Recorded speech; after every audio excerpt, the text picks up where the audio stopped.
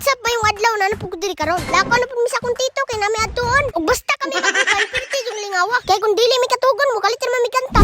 Nahulog na sad ko wala ni sao. Maging tagos kog matay. Di na ko daw. Abi na sa malo mo so gabi ilalana sa dalaw. Nagdagani kay boda na mo sao. Dili lang nato kung sungkay magdugo. Iangat ka sa una karon sige ka dugo. Tinuod gyud ay tong giingon nila. Nga og mula kaw nya way kaon, mao ni resulta.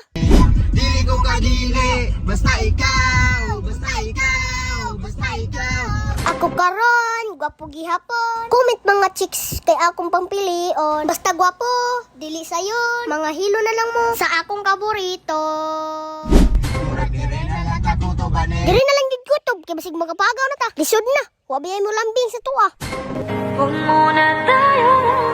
So wala nagdugay, naabot na mi sa among bukid. Ug naa day may bisita diri ah. Ug akong ipakita sa inyo ha. Para makabalo mo ba kung unsa. Kalalom akong feelings niya.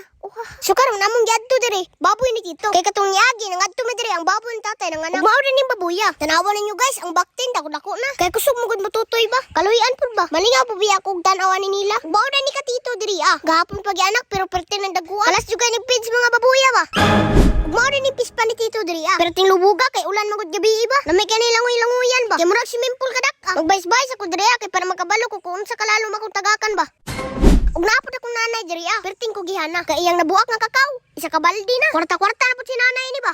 Ako nguyuan naglungag pug saging. Maong gisugo ko niya pahaling. Samtang naghaling, nag-email pug ko. Bahalag maparong ang aling basta madaog lang ko. Pero joke ra basig kasaban ko sa kong tito. Naguyap-huyap, nagpay-pay-pay. Ngana ra ng tirada diha. Ay sige da. Grabe gisansan jud ni tito kay para daghan na malungag nga saging. O di ara dula sa ta diri ah. Nan salingaw-lingaw ba nagtak-ang pabitaw si tito diha. Hanog nata sa bukid. Saging atong madali-dali. Ingana siguro no basta kaliwat unggoy. Wala ko nagingon nga si tito ha. Ug diri na lang ni taman, kamuri bahala dira.